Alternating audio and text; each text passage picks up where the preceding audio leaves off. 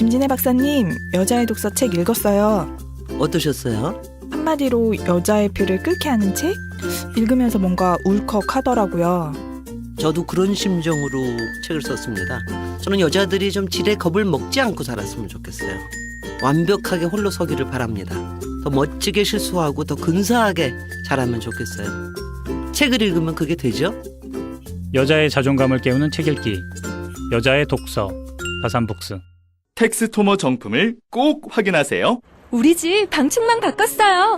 미세벌레 덤벼봐 먼지 모두 덤벼봐 촘촘해서 촘촘만 방충망은 촘촘만 예쁘고 통풍까지 좋아요. 방충망은 촘촘만 주식회사 텍스토머. 텍스토머의 이동식 촘촘망 더블랙이 새로 나왔대요. 미세벌레 덤벼봐 먼지 모두 덤벼봐 촘촘해서 촘촘만 이동식 촘촘망 더 블랙. 떼었다 붙였다 청소도 간편. 이사 갈 때 떼어갈 수도 있으니까. 방충망은 촘촘만 주식회사 텍스토머.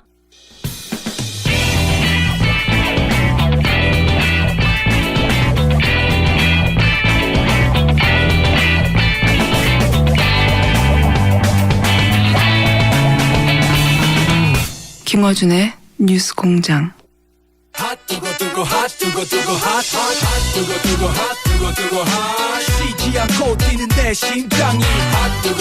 요새 유행어입니다. 핫해는 유행어인데 본인은 아직 유행이 안 되고 있습니다. 바른정당 최고위원입니다. 하태경 의원 나오셨습니다. 네, 하태경입니다. 반갑습니다. 네. 어제 그렇지 않아도 오늘 방송을 위해서였는지 토론회를 하셨는데 예, 했습니다. 100일 토론. 예. 문재인 정부 출범 후 바른정당 100일이라는 토론을 했는데 여기서 거의 셀프로 자신의 얼굴을 뺨을 막 때리는 그런 토론회가 있었습니다. 별로 주목을 못 받았어요. 우리 여기서 주목을 받게 하죠. 예. 그 취지는 그래요. 우리가 문재인 대통령 100일 평가를 하는 건 좋은데 사실 우리가 더 문제 아니냐. 문재인 대통령 어쨌든 전반적으로 볼 때 특히 정치적으로 국민들과의 소통에 있어서 뭐 굉장히 잘하고 있잖아요. 그건 뭐 명백한 사실이고. 어쨌든 지지율이 7, 80 가까이 나온다는 수치로 거는 나오고 있죠. 수치로 나오고 있고, 근데 우리 수치는 지금 10%를 넘기려고 지금 저기는 70, 80이고 여기는 7, 8입니다. 그러니까요. 지금 낮게 나오면 뭐 5에서 10 사이를 왔다 갔다 하는데 그럼 문재인 대통령 100일 평가가 급한 게 아니고 훨씬 급한 거는 우리 100일이다. 왜 이 모양이냐. 그런 거 잘하시잖아요. 원래 하태경 의원님이 갑자기 훅 나와가지고 일단 자기 뺨을 하나 세게 때리고 나서 그래서 이 100일 자체적인 헤어스타일도 바꾸셨네. 이건 지지율 비상을 위해서 제가 정말 태어나서 처음으로 롤을 한번 감아봤습니다. 한때 이정미 재판관. 저희 PD가 한 사람이 있어요. 모무광 PD라고 있는데 머리를 잘랐더니 IQ가 한 30 정도 떨어지게 보여요. 오늘은 근데 의원님은 한 30 정도 올라간 걸로 보입니다. 그러니까 이게 보수가요. 헤어스타일 잘 안 바꿔요. 저도 사실은 제가 이제 롤을 한번 감아 볼까 말까 고민을 많이 했어요. 한번 감아 볼까 하다가도 왠지 이 나이에 누가 뭐라고 할 것 같고. 그렇죠. 저도 신경을 좀 쓰거든요. 그리고 또 의원님 세대가 저도 마찬가지지만 남자가 그렇게 외모에 신경 쓰고 그런 세대가 아니에요. 그러면 안 된다고 배우는 세대. 맞아요. 그래서 저는 김어준 앵커 볼 때만 해도 저 머리를 언제부터 자신 있게 저렇게 하고 나갔지? 저는 거의 20년 가까이 했습니다. 그게 놀라워요. 김어준 앵커의 이런 국민적인 폭발적 지지도 그런 자기 혁신에서 나온 것 같다. 이게 자기 혁신이에요. 왜냐하면 기존의 자기 관성에서 수염도 기르십시오. 수염도. 저는 수염을 좀 길러봤는데 김어준 앵커만큼 이렇게 이쁘지 않아요. 그래도 어떻습니까? 확 길러볼까요? 확 길러볼까요? 확 길러보고 머리도 기르시고. 머리 좀 해보고. 염색도 해버리세요 그냥. 염색은 좀 했죠. 근데 이제 칼라 염색을 해볼까 말까 솔직히 고민한 적이 있어요. 근데 아직 거기까지 가면 너 미쳤나. 주변에서. 그런 얘기 한번 들어야 됩니다. 주변에서. 그래 나 미쳤다 하고 튀어나가야 되는 거군요. 그래서 지금 고민이 예. 급진 보수로 갈 거냐, 급진적인 변화를 하는 보수로 갈 거냐, 아니면 이 온건 보수로 갈 거냐. 안 보여요. 그래봐야 잘. 온건 보수는 안 보인다. 잘 안 보입니다. 급진 보수로 가야 된다. 아니 이게 바른정당 전체가 그러지 못하면 의원님이 한번 머리 하얗게 연습하고 수염도 좀 기른 다음에. 근데 이게 예. 제가 우리 당의 보스면 보수가 아니라 보스면 그래서 왕 보스면 이렇게 가자 해서 확 끌고 갈 수 있을 텐데. 그러니까 혼자라도 가시라는 거죠. 혼자. 혼자 가면 혼자 왕따 돼요. 이미 왕따 아닌가요? 아 지금 그렇진 않아요. 지금은 제가 좀 약간 좀 앞서 나가는 게 있는데 예, 어느 정도 다수 의견, 다수의 지지를 받으면서 물론 소수의 반대는 있어요. 예를 들어 5.18이 촛불의 어머니다 이걸 발언했다가 보수 일각에서 많이 맞고 있는데 뭐 대체로 잘했다 평가를 받고 있고 또 우리 김대중 그 빨갱이 빨갱이 몰이한 거 보수 반성해야 된다. 전 실제로 반성해야 된다고 생각해요. 가슴이 아파요. 그런데 머리도 염색 못한다면 겨우 머리인데 머리카락이 뭐라고 빨간색을 해보시려니까 칼라 염색 해본 적 있어요? 지금 전 예정 중입니다. 조만간 할 예정 중입니다. 같이 한번 합시다 그럼. 아 그럼 나도 친구가 있어야 좀 용기를 얻어서 하지. 그럼 제가 염색을 할 때 같이 가는 걸로. 방송 중에 한번 약속할까요? 아 여기서 약속합시다 그럼. 같이 갑시다. 칼라 염색. 칼라 염색으로. 색깔을 자기가 고르는 걸로. 색깔을 고르는 것으로. 근데 검은색은 안 되죠. 그냥 갈색은. 갈색도 안 됩니다. 갈색도 안 되고. 예. 했다면 이거 좀 심각한데 이거 빨간색 아니면 회색 정도는 돼야 아 염색했구나 미친 거 아니야 이런 소리를 듣죠. 회색. 예. 어쨌든 검은색 제외하고. 예. 그리고 갈색이 눈에 띄지 않아요. 그렇지. 별 차이 없으니까. 어쨌든 눈에 띄는 걸로. 사진 찍었을 때 차이가 나는 걸로. 차이가 나는 것으로. 알겠습니다. 그걸 약속. 둘 다 하는 것으로. 이거 진짜 좀 핫한 것 같은데. 자. 정치 주제를 하지 말고 이런 이야기 좀 하시죠. 그래서 바른정당 100일을 돌아봤더니 어떻습니까? 예, 좀 차분히 좀 이야기하겠습니다. 이 부분. 정당의 지지율이 확 오르려면 크게 두 가지 같아요. 하나는 리더. 근데 지금 YS나 과거에 1로 3김 기억하시죠? YS, DJ, JP 이런 리더가 없어요. 그 시절이 아니죠. 이제. 아니죠. 그러다 보니까 압도적인 리더로 지지율을 올리는 시대는 좀 지난 것 같아요. 그래서 유승민 사실 후보도 지지율이 그때 7, 8%밖에 안 됐잖아요. 그 정도 당의 지지율은 되거든요. 그다음에 제일 중요한 게 비전과 정책인데 우리가 크게 두 번 실기를 했어요. 한 번은 창당 직후에 지지율과 기대가 꽤 높았어요. 그때는 자유한국당보다 훨씬 높았죠. 그죠. 한 17%, 20%까지 갔는데 그때 실기한 게 이제 우리가 착각한 게 뭐냐면 탄핵하고 말고의 차이는 있지만 보수의 다른 정책에 큰 차이가 있느냐. 여기에 대해서 그럴 줄 알았죠. 사람들이. 그렇죠. 명확한 답변을 못한 거예요. 그런데 그러면서 뭐 18세 뭐 그렇죠. 18세 실기를 하고 18세 연령 인하할 때 처음에 할 것처럼 했잖아요. 그거 사실 제가 주도해서 했어요. 결론을 냈는데 그 다음 날 그 회의에 참석 안 한 몇 분이 오셔가지고 우리 보수가 어른들 표를 얻어야 되는데 18세 뭔 도움이 되냐. 그건 자유한국당에서 할 얘기였는데 그걸 그렇죠. 바른정당에서 하니까 그럼 얘네 똑같네 그러면서 확 떨어졌어요 진짜로. 확 떨어졌어요. 그러니까 거기서 제가 깨달은 바는 박근혜 대통령 탄핵은 단순히 최순실 국정농단 그 하나만이 아니라 박근혜 시대의 보수 정책 전반에 대한 탄핵일 수 있다. 그렇죠. 지금 보면 그래요. 근데 당시에는 거기까지 생각이 미치지 못한 거예요. 그래서 이 정도 한 걸 가지고 무슨 큰 지지율이 떨어지겠느냐 하는 정말 안이함이 있었어요.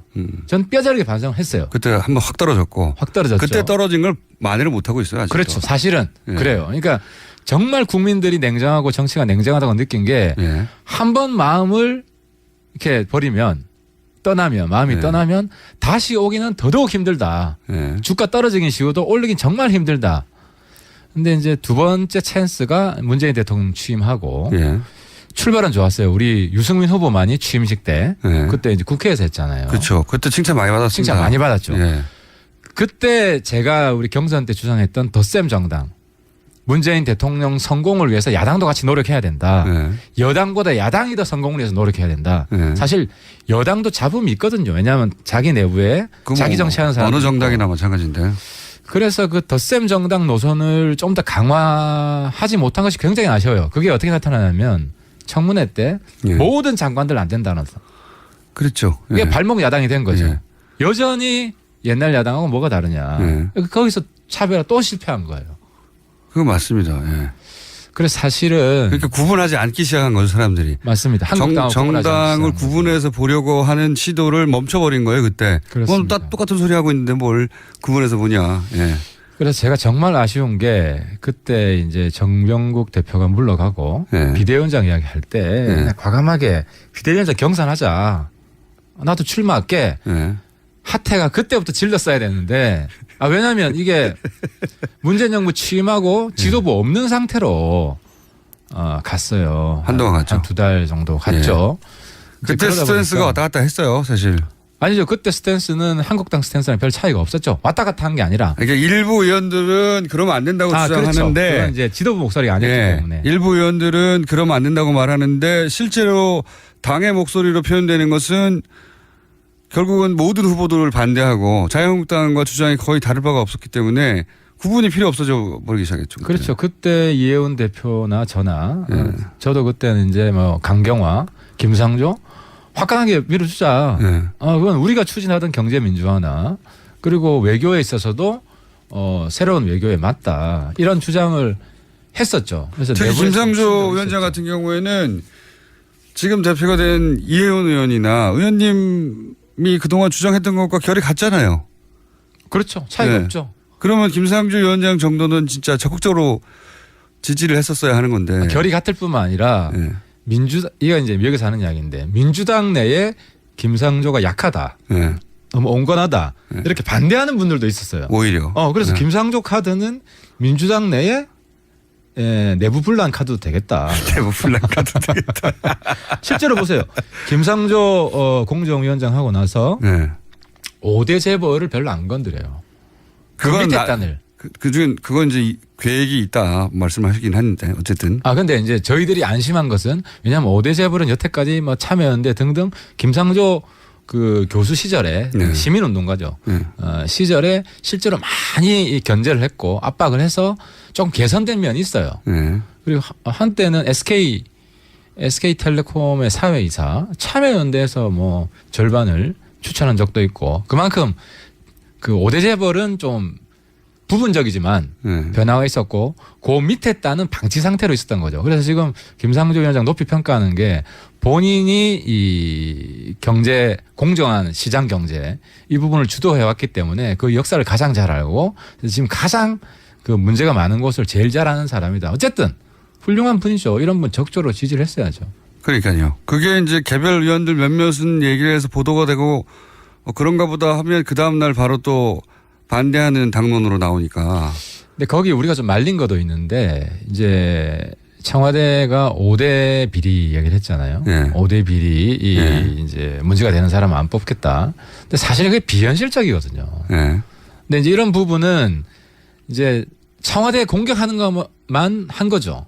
우리가 대안을 내서 5대 비리 중에 뭐 이거는 뭐 그렇게 청와대만 동의해주면 우리가 문제 삼지 않겠다. 이런 식으로 대안을 내면서 청와대보다 더 성숙한 자세를 보이는. 그러니까 지금 국민의 수준이 굉장히 높은 거예요.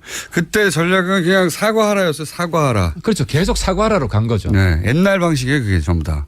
그렇습니다. 그러는 사이에 보수 정당 사이에서도 차별점이 있을 것이고 보수 정당 말이 통하는 보수 정당을 키워야 한다. 같이 가야 된다라고 하는 주문들이 꽤 있었거든요. 초반에. 그렇죠. 그러다가 그 목소리 점점 줄어들면서 이거 뭐 똑같네. 이렇게 넘어가기 시작했어요. 그거는 남 탓할 것이 없는 게 바른정당이 그 찬스를 못 살린 거 맞습니다. 실제.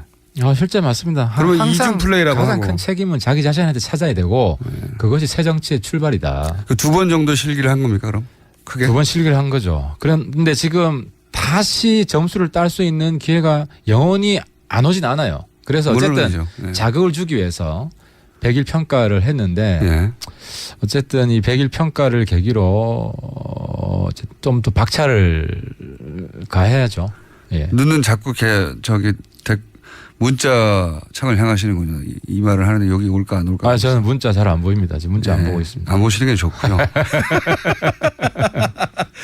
아니 그래서 그렇게 2번 정도 실기를 했다라고 이제 스스로 말을 하시니까 거기 참석했던 다른 뭐 전문가들도 굉장히 강한 비판이 있었어요. 그래서 뭐 가장 그 뼈아프게 들었던 말은 안 뜬다. 네. 안 뜨니까 마음 편하게 그냥 가라. 왕창 깨져라. 왕창 깨지면 타이밍이 올 거다. 심지어 이런 이야기까지 있었는데 그 어차피 뭐 안 뜨니까. 어차피 안 뜬다. 이제 뭐 다음 총선 직전에 네. 큰 변화가 있지. 네. 지금 국회의원들이 그렇게 급하지가 않다. 사실 그건 일부 맞아요. 네. 근데 그 말이 또 부분적으로 틀린 게 구청장이나 시구의원들 네. 다 자기하고 가까운 사람이었는데 전부 다 자기에 반대되는 사람이 되잖아요. 네. 그럼 동네에서 엄청 소리 많이 나와요.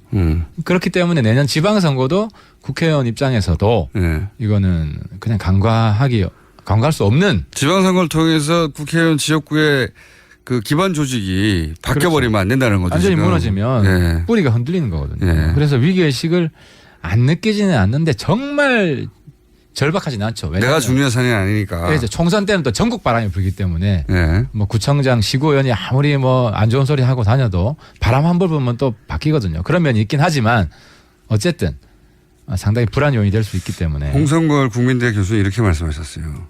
바른정당은 정기국회가 시작되면 안락사를 기다리는 유기견 시제세가 될 것이다. 와, 이거 굉장히 잔인한 말입니다. 이게 무슨 얘기냐면 대통령하고 민주당이 무슨 주장을 하거나 정책을 내놓거나 하면 그걸 반대하기만 바빴기 때문에 예.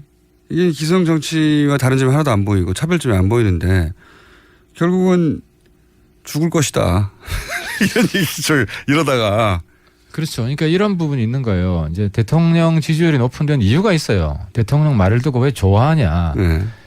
그걸 한번 곱씹어보고 예. 우리가 또 불만도 있죠. 예. 그러면 있겠죠, 이걸 당연히. 같이 감안해서 종합하는 이야기가 나와야 되는데 우리 듣기 싫은 소리 하면 거기에 대해서 비판을 하는 거예요. 무조건 그거부터 비판을 그렇죠. 하죠. 그러니까 국민 대다수를 보고 정치를 하는 게 아니라 자기 중심이죠. 이제 이런 부분들이 좀 근본적으로 바뀌어야. 예를 들어서 국민 뭐 보고 정확한 명칭 생각 안 나는데 저도 안 봐가지고 문재인 대통령 출범 100일 맞아서 이제 대국민 보고를 한다면서 지상파에서 방송을 했지 않습니까? 그 자체를 보기 싫은 사람도 있겠죠. 물론. 근데 그걸 보고 싶은 사람도 있어요. 그렇죠. 예. 그런데 이제 그거를 쇼라고만 공격하고 나면 지금 이제 그렇게 나오잖아요. 그렇죠. 그러면은 아니 그럼 내가 그걸 즐겁게 본 사람 나는 뭐란 말이냐. 그러니까 이제 우리 당에서 나온 이야기 중에 이거 있어요. 그 지상파 예. 그리고 종편까지 예. 5개 방송인가요? 예. 다 모르겠습니다. 틀었잖아요. 예. 네, 다 틀었단 말이에요. 이거는 너무 지나친 거 아니냐. 근데 그 방송사가 그러면 그 정권이 잘 보기 위해서 틀었단 말밖에 안 되잖아요. 그렇게 이야기를 하면. 근데 예. 방송사 입장에서는 국민들이 보고 싶어하는 국민들이 많다. 시청률이 나온다. 이런 상업적 판단도 작용을 한 거거든요. 시청률도 나왔어요, 실제로. 실제로 나왔죠. 예. 그러니까 이 부분에 대해서 왜 국민들이 보고 싶어 할까? 예. 이걸 먼저 생각해보고 비판했어야 되는데 이제 과거 정권에서는 좀 상상하기 힘든 실제로 그런 일이 별로 없었죠. 예를 들어 뭐 그렇죠. 지상파 3사 정도만 한다든지. 그러니까 이건 항상 아니 인기가 있으니까요, 실제. 그렇죠. 제 말은 그걸 보고 싶어 하고 소비하는 사람이 실제로 있거든요. 예전에는 억지로 틀어줬잖아요. 지상파 3사가 뭐 대통령 행사가 뭐 시청률이 높을 것 같아서 틀어줬나요? 틀으라고 하니까 틀은 거지. 지금은 실제로 시청률 10% 이상 나와요. 무슨 인기 드라마 수준으로. 그러니까 팔리는 컨텐츠거든요. 이거 왜 팔릴까는 생각하지 않고 예전에 본인들이 정권을 잡았을 때 강제로 틀었던 것처럼 정권 찍어 눌러서 하지 않았을까? 그 관점에서 바라보고 비판을 하니까 이 공감대가 안 만들어지는 거예요. 그런 사건 하나하나마다 아직도 과거의 간성을 벗어나지 못했다. 그래서 문재인 정부에 대해서 아직도 뭐 인정하고 싶어 하지 않는 심리가 있어요. 정치적으로. 그렇겠죠. 뭐 물론 뭐 정통성에 전혀 문제가 없고. 근데 이제 이런 부분부터 극복을 해야 되고 그리고 문재인 정부가 왜 인기가 있는지 단순 파퓰리즘이기 때문에 그런 건 아니에요. 그래서 이 부분을 마음에 와닿는 부분이 있어서 인기가 있는 거를 그걸 분석할 생각을 하지 않고 자꾸 공격만 하는 겁니다. 지금. 그렇습니다. 그걸 뛰어넘어서 자기들은 그럼 어떻게 하면 마음에 닿아서 더 인기를 얻을까 이 고민을 해야 되는데. 국민들이 쇼를 연예인처럼 쇼를 좋아해서 인기가 올라간다. 쇼를 잘해서. 예. 그 부분만 볼 것이 아니라 그 안에 문재인 대통령의 진정성이 전달되는 게 있어요. 그럼 그 진정성이 뭐냐? 이런 부분을 우리가 분석해보고 평가해보고 그럼 우리의 진정성은 왜 전달이 안 되냐? 그 고민을 해야 되죠. 그 고민을 해야 된다는 거죠. 예. 저기는 왜 먹히고 우리는 안 먹히지? 그렇죠. 그 생각을 하지 않고 그렇게 해도 안 먹히는 게 있어요. 당연히 문재인 대통령이 아무리 이런저런 방식으로 전달해도 여전히 100%가 아니잖아요. 그러니까 10%, 홍준표 20%는 대표는 예. 아무리 진정성 있는 말 해도 안 먹혀요. 그러니까 자기는 정치로 사실 끝났다는 거예요. 그 말은. 아무리 변신을 해봐요. 홍준표 대표가. 그분의 쭉 지금까지 특히 대선 과정 지금까지 보면 왔다 갔다 하잖아요. 박근혜 대통령 죽였다가 살렸다가 또 죽였다가 살렸다가 친박 양아치라 했다가 친박 없다고 했다가 또 친박 친다고 했다가 아무튼 뭐 종잡을 수 없잖아요. 이번에 다시 출당하고 친박 친다고 하는 의도는 뭘까요? 그러면 또 바꿀 그러니까 수는 없을 이제 것 같은데. 우리 꼬셔보려고 그러는 거죠. 바른당. 바른당 붕괴 작전인데. 그래요? 근데 뭐 뻔히 보이잖아 이제. 홍준표 작전이라는 게 이제 뭐 복선도 없고 그죠? 숨겨진 게 없는 거예요. 작전이 치밀한 게 있어가지고. 그러니까 이제 한국당이 정말 콩가루라는 게 제가 홍 대표 많이 까잖아요. 네. 엄청 까요. 그러면은 홍준표 대표 본인은 하태경 뭐 내 급이 아니라 반박 안 할 수 뭐 있을 수도 있겠지만 그 측근들은 좀 반박을 해줘야 될 거 아니에요. 왜냐면 내가 깜깜 이야기를 해볼까요? 홍준표 대표 홍카시다. 한국의 메카시다. 홍카시. 스트롱맨이 아니라 예측 불가능한 스프링맨이다. 어디로 튈지 모른다. 네. 풍선껌 대표다. 풍선껌 대표는 무슨 말입니까? 그러니까 말 이제 안 지킨다는 거죠. 네. 금방금방 터진다. 금방금방 이제 자기 말한 거 안 지키고 또 뭐 박근혜 대통령 살렸다 죽였다 가지고 논다. 정치적 패륜하다. 이런 이야기를 내가 엄청 쏟아냈는데도 한국당 내에서 하태경 비판하는 게 하나도 없고요. 띄워줄 필요가 없다고 본 거겠죠. 공개적으로 영향력도 없고. 근데 만나면은 하태경 참 잘한다 더 까라. 비공식적으로 들리는 말이 그 내부에서도 그렇다는 거예요. 자, 그래서 어떻게 해야 되는 겁니까? 바른정당은 그러면.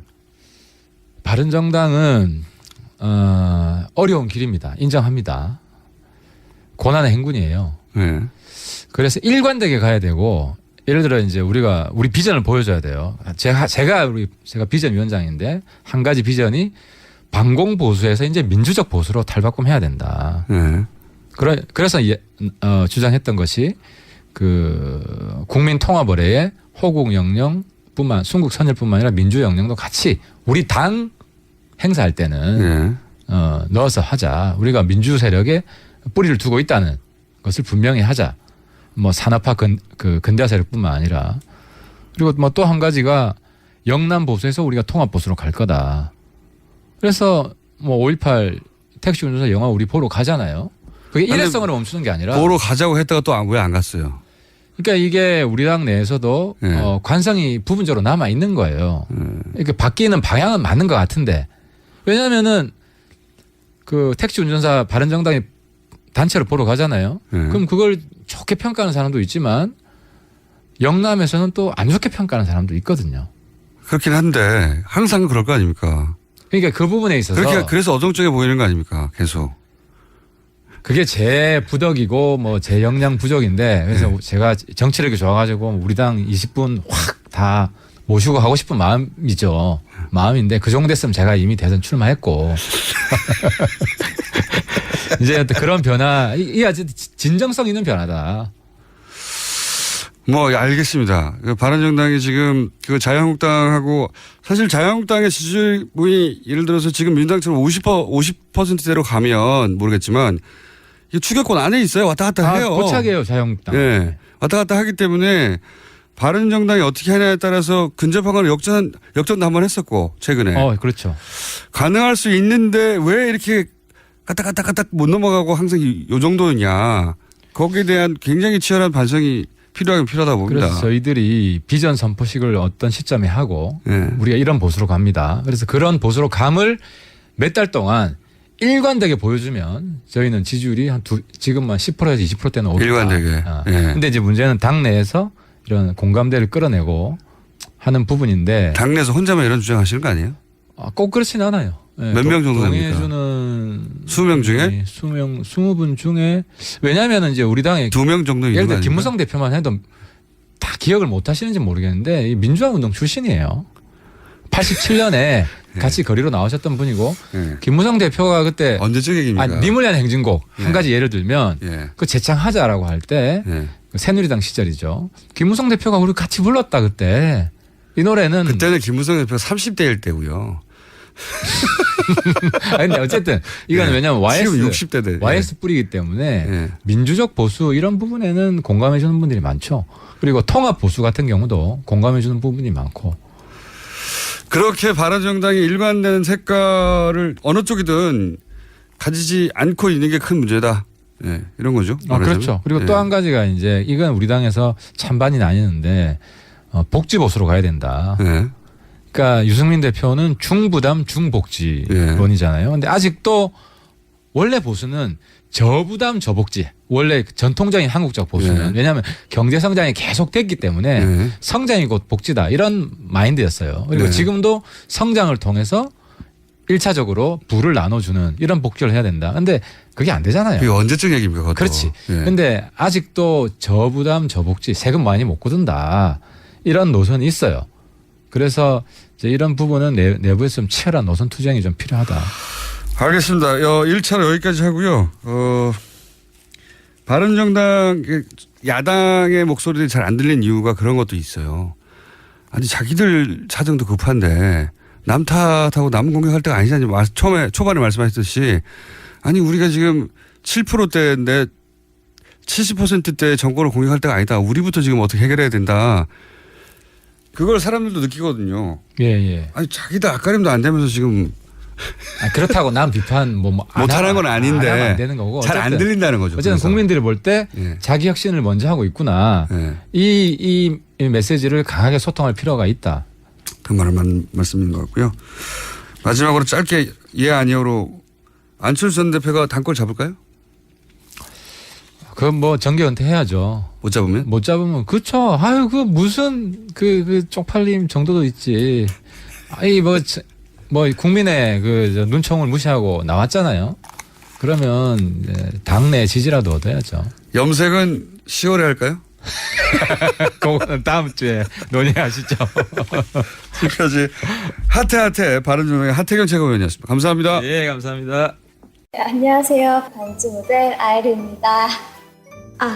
이상형이요? 마법사? 반지.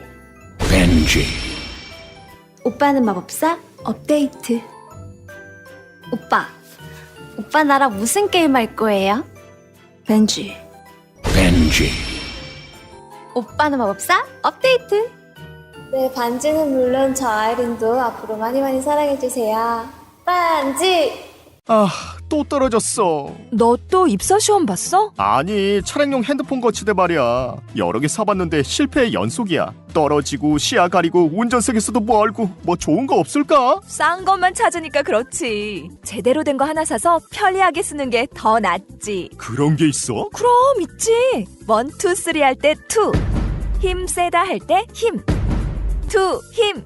투 힘? 2배로 힘이 세다는 건가? 네이버 검색창에 2 힘을 검색해보세요. 오빠, 우리 어디 가는 거야? 정수 가지. 와, 우리 말 타러 가는 거야? 그렇게 좋아? 고민하지 말고 장수로 오세요. 온 가족이 즐기는 승마 체험과 국내 최대 규모의 말역사 체험관 등 장수에는 정말 볼 것, 누릴 것들이 넘쳐난답니다. 말의 심장 소리를 직접 느껴보는 장수에서의 하룬 여행. 장수는 항상 가까이 있습니다. 주말 여행은 장수로. 승마 체험 예약은 063-350-5486.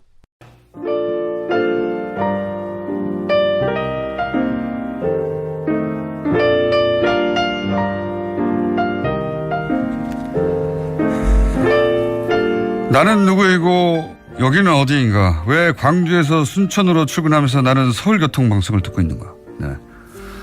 이건 아무것도 아닙니다. 예. 나는 시드니에서 출근했는데 왜 서울교통방송을 듣고 있나 이런 분 많습니다.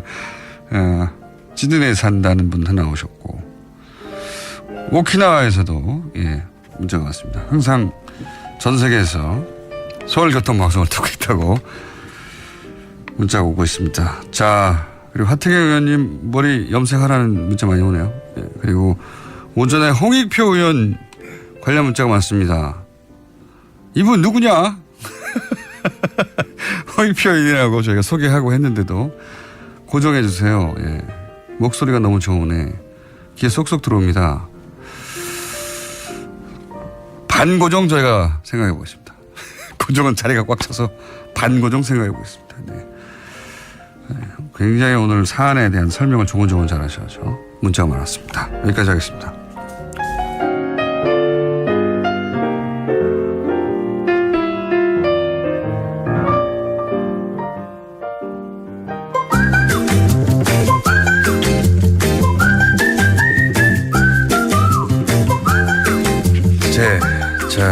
자주 없어졌다가 생겼다가 해도 짧다가 그런 코너입니다. 오늘은 시간이 좀 마련됐습니다. 칼 폴라니 사회경제연구소 소장님, 요즘 가입자 어떻습니까? 아직 휴가에서 안 돌아오신 모양이에요. 아직 10명으로 못 돌아갔어요? 네. 네네. 아직 10명으로 못 돌아갔답니다. 여러분들 신경 써주십시오. 자, 몰랐는데 오늘 한미 FTA 특별 회기가 개최된다고 해요. 공동위원회. 네. 이게 뭡니까? 한미 FTA 22장 2절을 보면 어느 한쪽이 요구하면 공동위원회를 개최하게 돼 있어요. 그러니까 지난 한미 정상회담 때 정상회담 끝나고 트럼프 대통령이 재협상하겠다 그랬는데 그때 제가 나와서 재협상이라는 건 없고 그 22장 2절일 거다 그랬는데 그 실제로 무역 대표부하고 대통령 비서실에서 보낸 걸 보면 미국 대통령이 보낸 걸 보면 22.2조에 의거해서 공동위원회 특별 회기를 요청한다 이렇게 됐고 그 모임이 이제 오늘 열리는 거죠. 그렇군요. 그러니까 트럼프 대통령이 한 말의 후속 조치로서. 그런데 재협상이란 말은 원래 이 협정문에 없는 거고 어멘드먼트를 하려고 하는 거죠. 재협상이라는 건 이제 완전히 다 갈아엎는 뉘앙스인데 그건 정치적 발언이고 실제로는 그렇죠. 자기가 뭐 했다는 걸 보여주려고 했던 거죠. 실제로는 원래 한미 FTA 원래 문구에 있는 내용 그 근거해서 이제 공동위원회를 개최하는데 여기에서 이제 우려했던 바는 트럼프 대통령이 그걸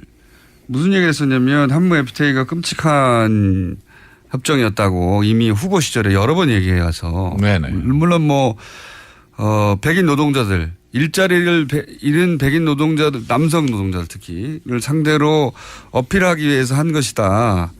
뭐 이런 말들이 많긴 했습니다만은 그리고 뭐 한 해 한미 FTA로 400억 달러를 잃는다고 하는 사실이 전혀 아닌 이야기를 주장하기도 했고요. 완전히 사실이 아닌.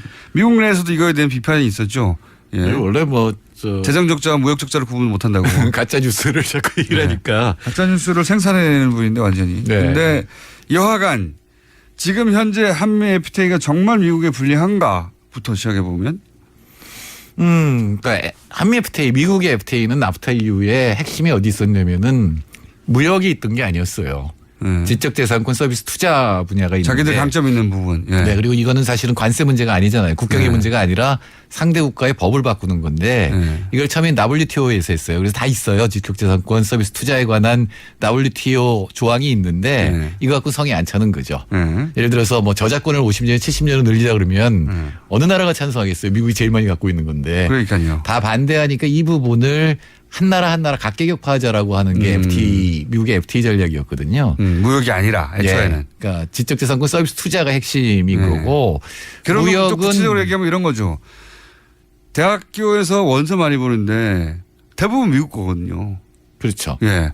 혹은 뭐 미국 변호사가 바로 와서 일할 수 있다든가 뭐 그런 걸 해달라는 거였잖아요. 거기에 좀 방점이 있었다는 거죠. 그 저작권법의 이름이 별명이 뭐냐면 미키마우스법이에요.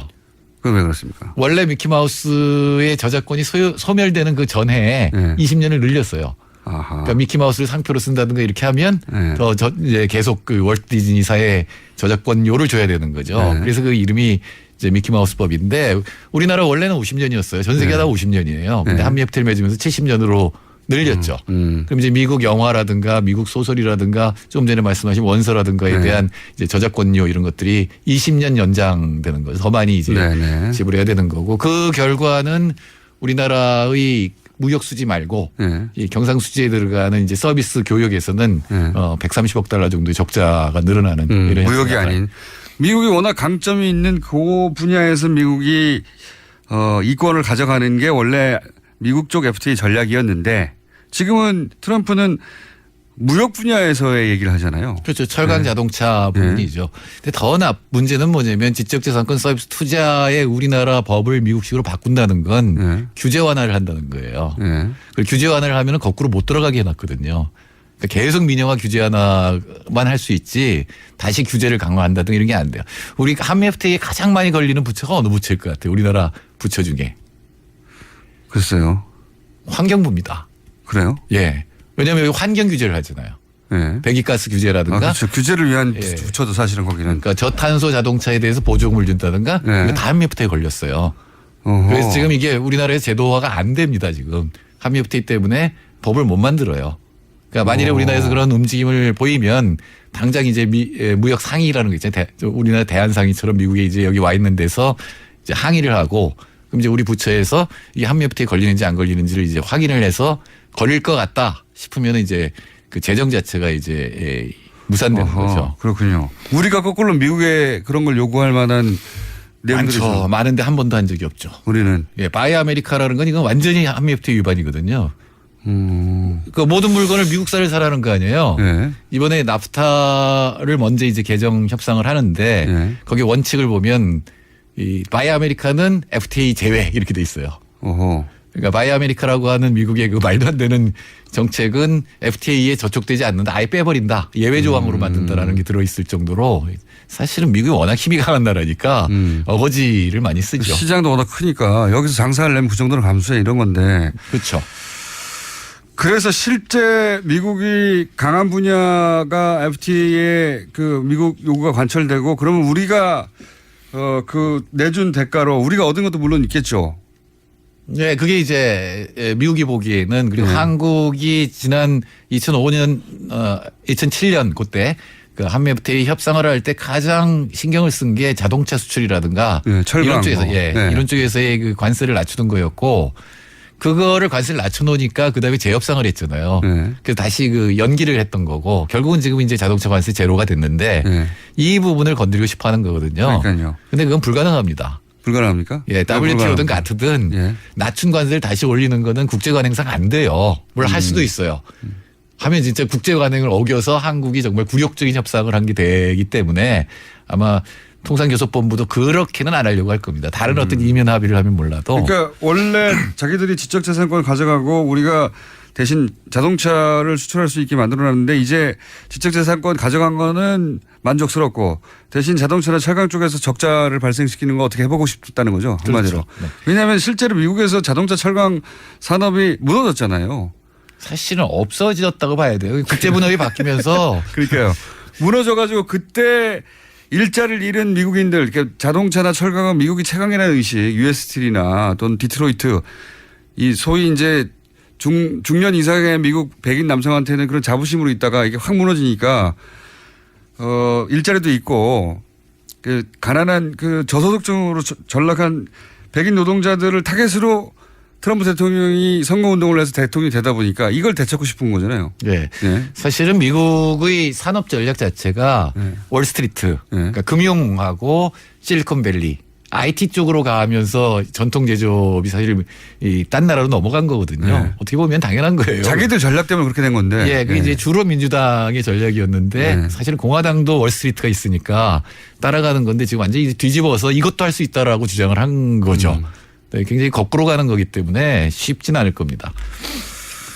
이런 결과도 있어요. 한미 FTA가 없었으면 오히려 미국의 무역 수지 적자가 더 크게 늘어났을 것이다. 이건 미국에서 나온. 네, 미국 무역위원회 보고서고 계량 경제를 써서 돌려보니까 원래 283억 달러인가 그랬을까 저 2015년에 적자가. 근데 한미 FTA가 없었으면 440억 달러 적자였을 것이다. 한미 FTA 없었으면 미국은 더 적자가 컸을 것이다. 이 얘기는 미국이 무역 부분에서 이익을 본 FTA다라는 그러니까요. 얘기죠. 그러니까 미국에서 사실 재협상, 뭐 표현이 재협상이고 원래 문구에 있다고 하는데 그런 걸 주장할 계제가 아닌데도 트럼프 대통령이 이렇게 주장을 해서 이제 협상 테이블에 앉았잖아요.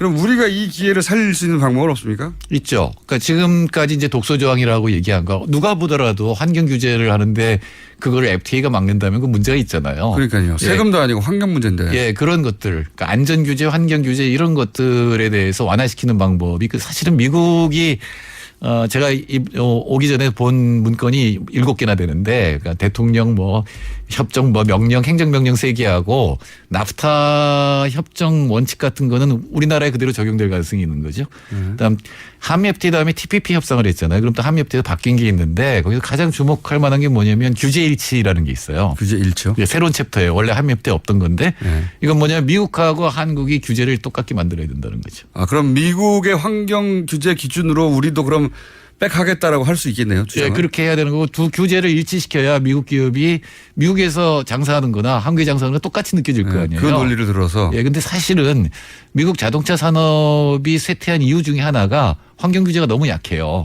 근데 다른 나라 유럽 같은 게 강하잖아요. 그렇죠. 그러면 이게 맞출 수가 없잖아요. 그러니까 이거 미국은 어떻게 지금 하고 있냐면 유럽에 수출하기 위해서 자기들의 환경 규제, 그러니까 자동차 산업이 환경 장치를 다는 게 아니라 EU의 환경 규제를 약화시키려고 하는 거죠. 아, 거꾸로. 예, 근데 EU는 안 되죠, 그게. 그게 될 리가 있나요? 그러니까 한국한테 그렇게 하는 거고 작은 나라들한테 그렇게 하는 건데 그럴수록 미국 자동차 산업은 더 이 경쟁력이 떨어질 거라는 거죠. 근데 우리나라가 만일에 환경 규제 강화하지 않고 우리나라 자동차 산업도 거기에 적응하게 되면 이제 수출하기도 어렵고 전 세계적으로 예, 경쟁력 떨어지게 돼 있습니다. 그러니까 지금 이 기회를 살려서 우리가 불평등하다고 하고 불합리하다고 생각하는 거를 바꿀 수도 있다. 예. 그러니까 김현정 본부장이 10년 전에 굉장히 강조한 게 뭐냐면은 무역구제라는 챕터예요. 그건 뭐냐면 우리나라 덤핑 관세 이런 거 많이 맞잖아요. 특히 철강이 많이 맞는데 거기에 제로잉이라는 게 있습니다. 굉장히 재밌는 건데 가령 우리나라가 철강을 너무 싸게 수출해요. 그러면 이제 덤핑을 때리는 건데 덤핑 혐의를 거는 건데 그 생각보다 기준보다 높게 팔 때도 있었을 거 아니에요. 그렇죠. 그 높은 가격은 제로로 만드는 게 제로잉이에요. 아하. 그러니까 싸게 판 것만 계산해 가지고 너네 덤핑 몇 %. 때리는데 이건 누가 봐도 불합리한 거잖아요. 네, 그렇죠. 그거 없애겠다 그랬는데 지금도 제로잉을 쓰고 있거든요, 미국이. 계속 그거 갖고 해요. 그러니까 원래는 약속한 게 뭐냐면 한미 FTA에 의해서 그런 말도 안 되는 불공정한 행위는 못하게 하겠다 했는데 지금도 하고 있으니까 사실 이 제로잉만 제대로 해도 우리나라의 철강 자동차가 약속대로 해라. 예. 그 10년 전에 한미 FTA를 체결한 분이 10년 후에 그것이 어떻게 실제로 집행되었나를 가지고 따지는 게 이득인 부분이 있긴 있네요. 정확하게 자기가 어떻게 했는지 아니까. 발표를 그렇게 했어요. 그 막았다고 발표를 했는데 실제로는 아니에요. 지금 작년에도 우리나라가 덤핑 맞은 게 세계 2위. 그러니까 1위가 중국, 그다음 이제 한국이거든요. 역시 전문가랑 얘기를 하니까 굉장히 어려운 내용인데 이게 이해하고 싶지 않을 만큼 어렵거든요. 지금 어려워요? 아니 근데 오늘 굉장히 쉽게 설명해 주셔가지고 7개나 보시고 공부를 너무 지나치게 많이 하셨네 오늘.